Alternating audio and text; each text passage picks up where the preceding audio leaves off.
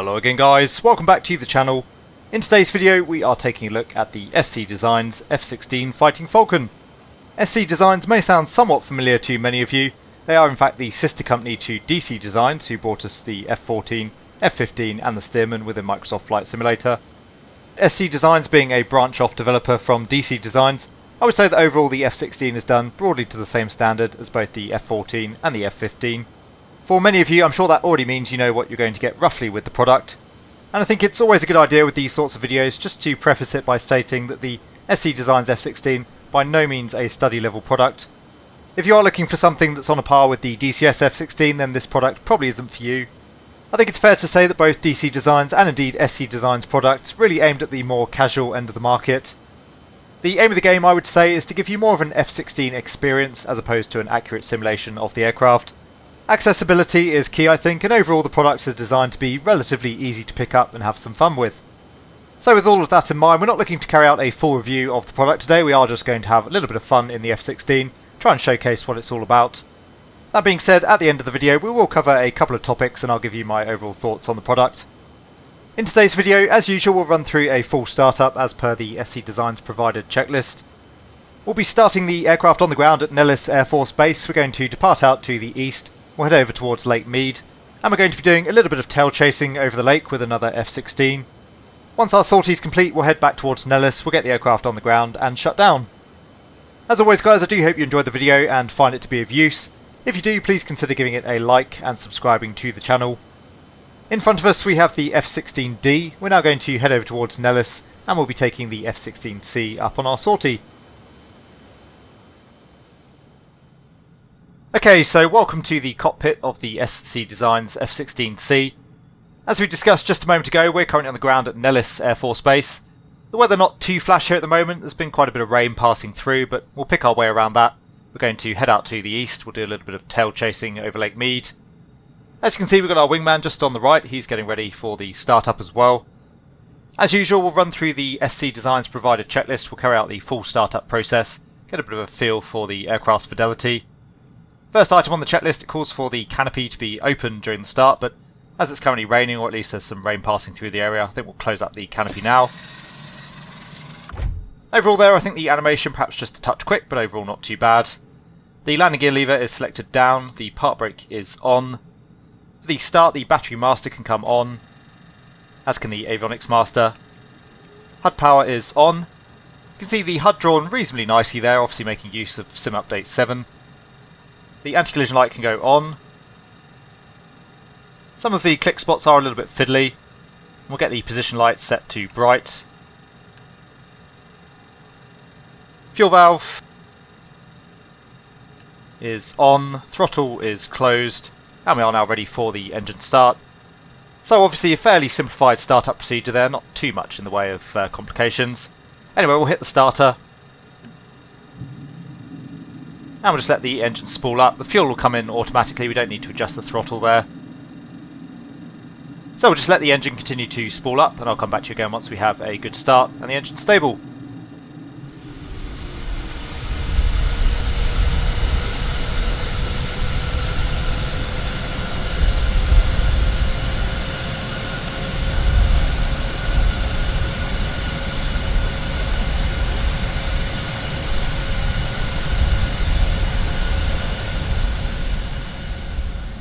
Okay, so we do have a good start, the engine is stable, the after start checks, canopy is closed and locked, the parking brake can come off, we'll just hold the aircraft on the brakes momentarily.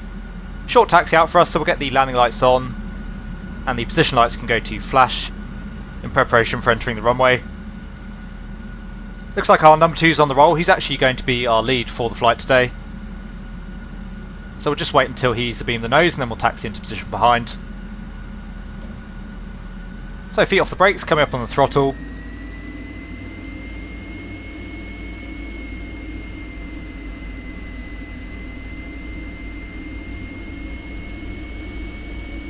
And joining onto the main taxiway, taxiing out for runway 21. You can see looking at the windsock there, we've got a pretty decent headwind off runway 21 at the moment. Just looking visually, all clear on final. So we'll get ourselves taxied into position, we'll hold on the runway, we'll carry out the last of our before takeoff checks. And looks like the weather's cleared up quite nicely now actually, so it should be a fairly easy run out towards Lake Mead.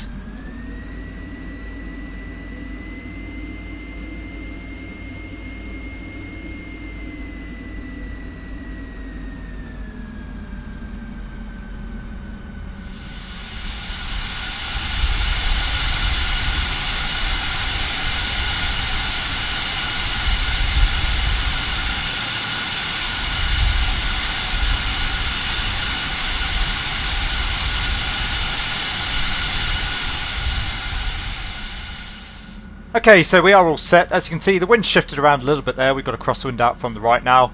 We'll hold the aircraft on the brakes, coming up to full military power.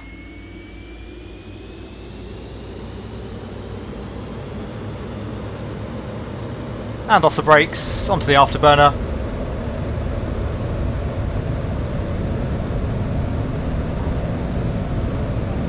Rotating. And we're positive climb, we'll get the gear up. We'll just leave the afterburner until we're through 300 knots. And off the burner.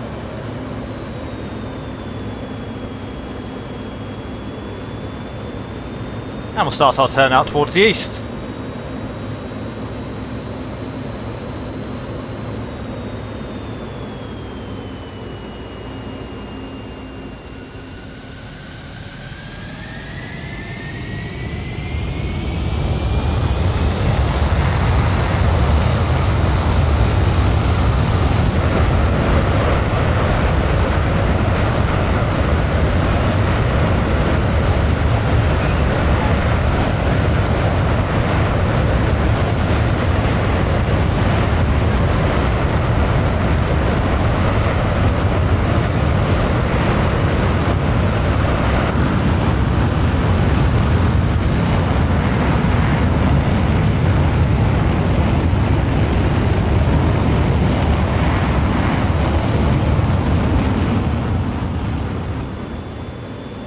So just coming on to our easterly heading, you can see Lake Mead off the nose. We've got the wingman just out at our 11 o'clock as well. We'll keep our distance for now. We'll both go smoke on. And we'll just wait until he makes his first move. Just come back off the thrust slightly there, we don't want to catch up too much.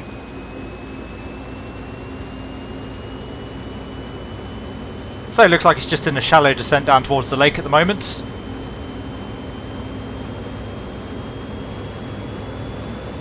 Just coming up on the thrust again just to make sure we keep pace.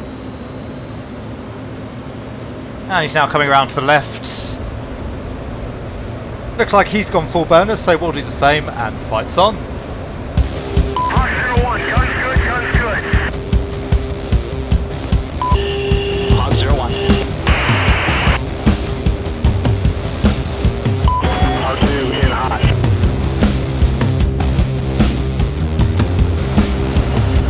Dude, I said cover. It's off. Dino, Hawk 01, we're going to climb a little bit and take a look.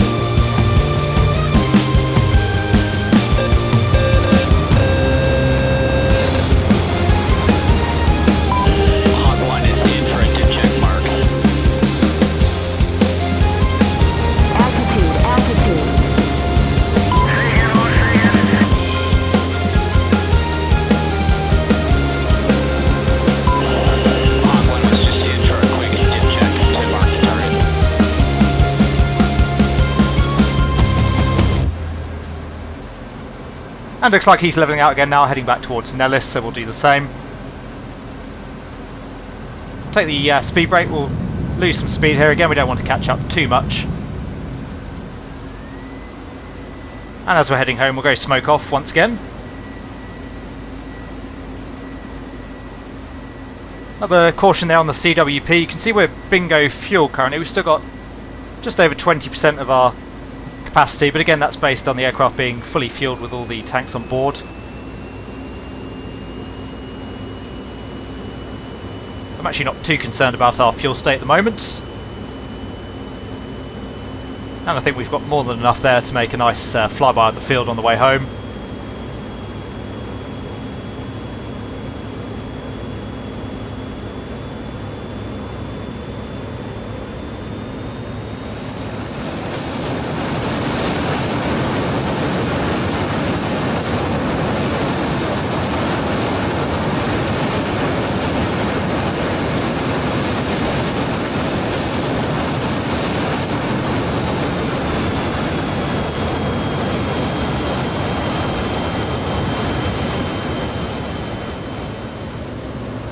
So just coming out to the northeast of the hills, we came in obviously via the southwest. Come around the northeasterly edge of the train and head back towards Nellis. Looking good now on the speed. But overall I would say the aircraft actually does fly quite nicely. It's one of the strengths of the SC Designs F-16, I would say. So our wingman's going to be inbound again, straight back towards runway 21 for a landing. We're going to break off, and as I said, we'll make a bit of a fly past to the runway. We'll get ourselves through Mach 1. So we'll come over the top of him. Got full afterburner, of course. And building up some speed here as we go. We'll fly straight down the runway. Through Mach 1.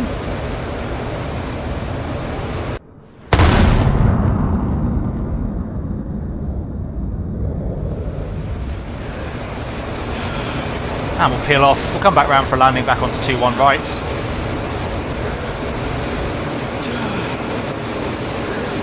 So coming off thrust. Obviously we're going to lose a ton of speed here in the turn with all the G we've got on.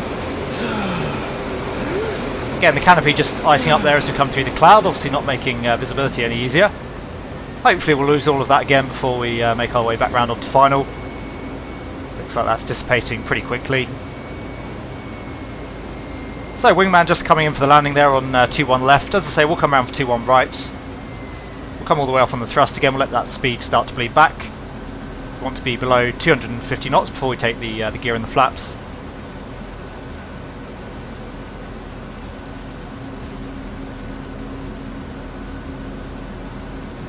Start our turn onto base. Again, just using the G initially to bleed off the speed.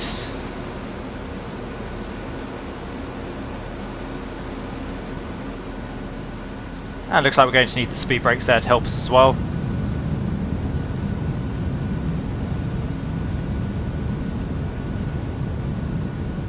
So back through 250 knots, the gear can come down. And we'll just let that speed bleed back to around 140 knots.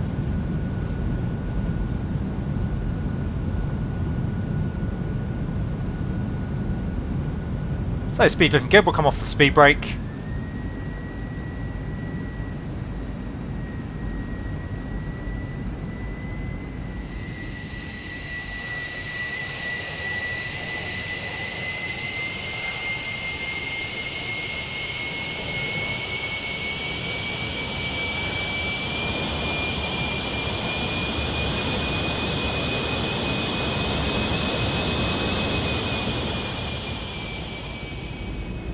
So getting ourselves nicely lined up here on the centre line for runway 21 right.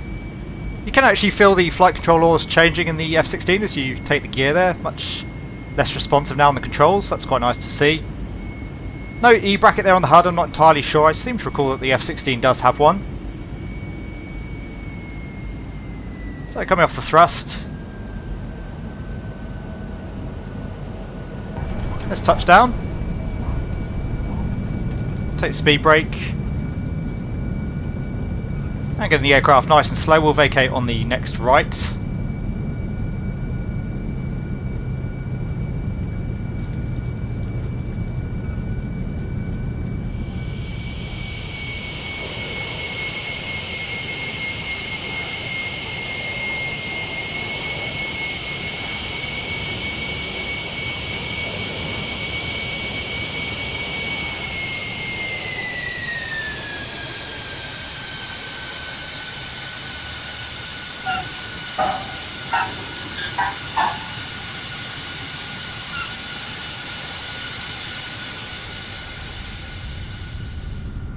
And really getting the aircraft slowed down. Now the SC Designs F-16 doesn't seem to like to turn particularly sharply, so you do have to make sure you've got the aircraft nice and slow for the turns. And vacating off to the right.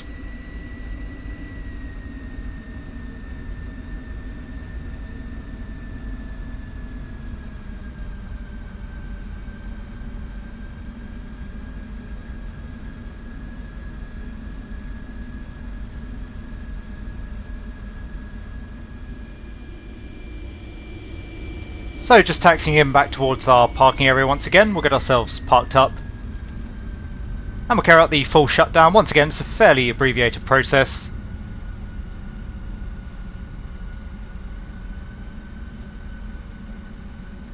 And again, we'll just take the turn nice and slow. Get ourselves parked up next to our wingman.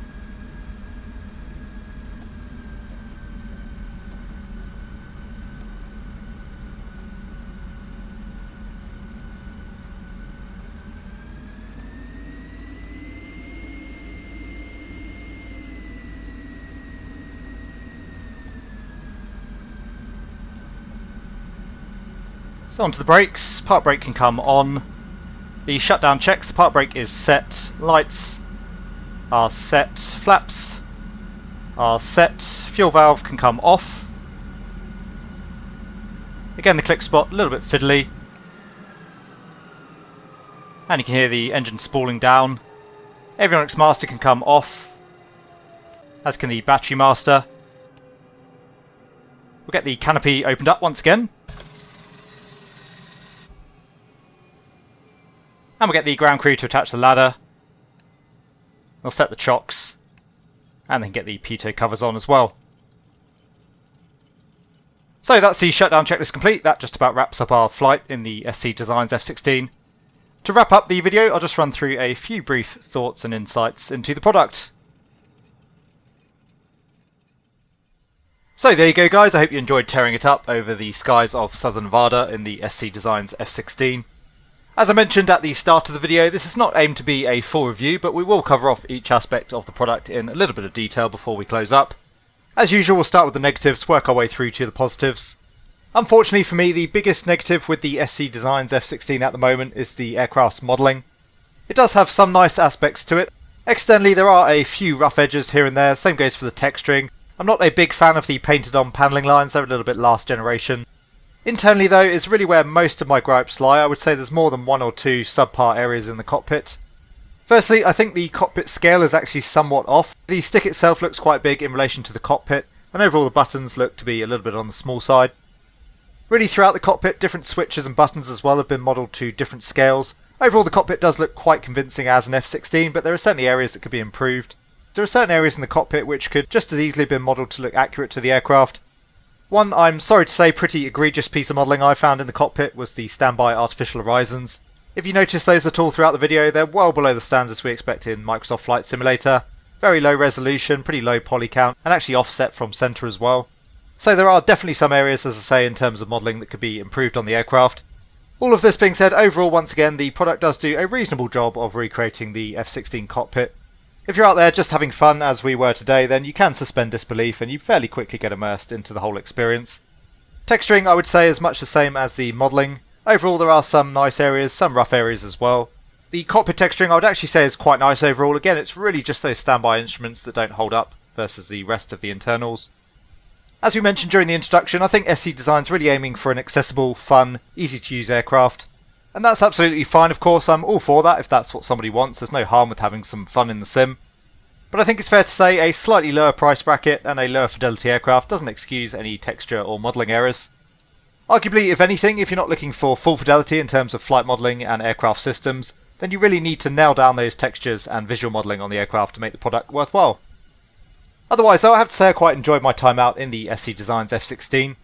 The product does have some strengths and overall it's fairly well rounded outside of the issues we've already discussed.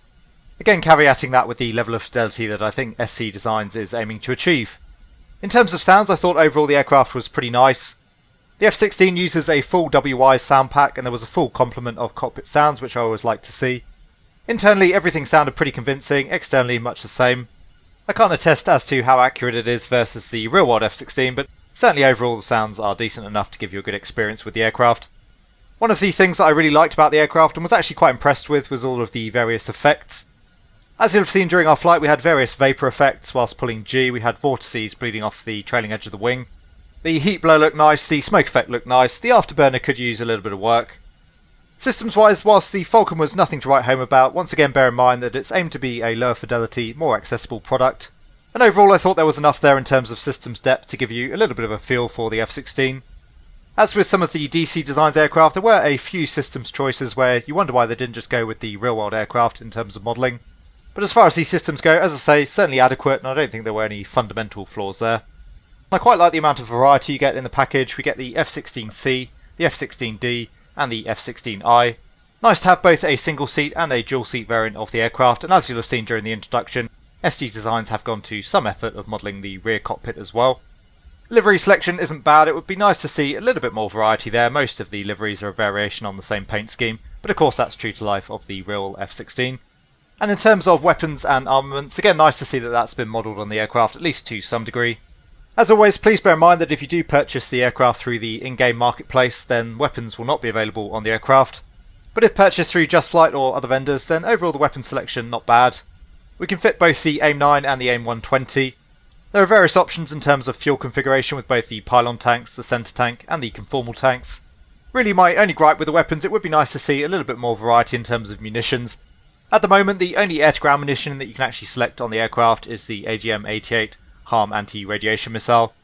Again, it would be nice to see a little bit more variety in the weapons department, but overall the selection's nice and it's a nice feature to have on the aircraft.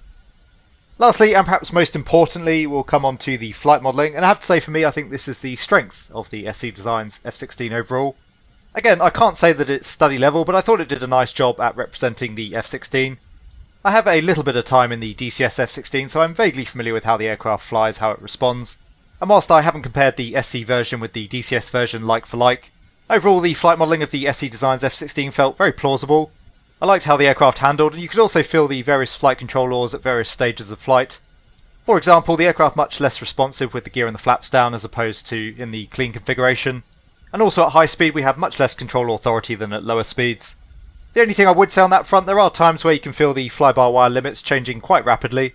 For example, if you're rolling the aircraft and you come back through what I assume is a bit of a threshold speed, all of a sudden your roll rate will increase quite rapidly. So it seems that the aircraft's behaviour is fairly digital between the various fly-by-wire limits as opposed to being a more gradual process. But as I say, overall I think the flight model gets a thumbs up. It does a nice job of recreating a fast, modern fly-by-wire jet. I'm sure there are some inaccuracies versus the real-world F-16, but again, overall given the fidelity of the product, I think the flight model pretty good. In summary, I would say the SC Designs F-16 Fighting Falcon is very much on a par with the various DC Designs jets that we've seen in the sim. The product probably isn't going to be for those of you who are looking for a full fidelity study level aircraft, but if you are looking for something that's easy to pick up, you're looking to have a little bit of fun, and particularly if you're a big fan of the F-16, then maybe the product ticks some boxes for you. Once again guys, I do hope you enjoyed the flight and found the video to be of use. If you did, please consider giving it a like. If you want to see more content from the channel, then please consider subscribing as well. As always, a huge thank you to my channel members and patrons for all of your support, very much appreciated. I hope all of you are having a great day wherever you are, take really good care, and I will see you all again soon.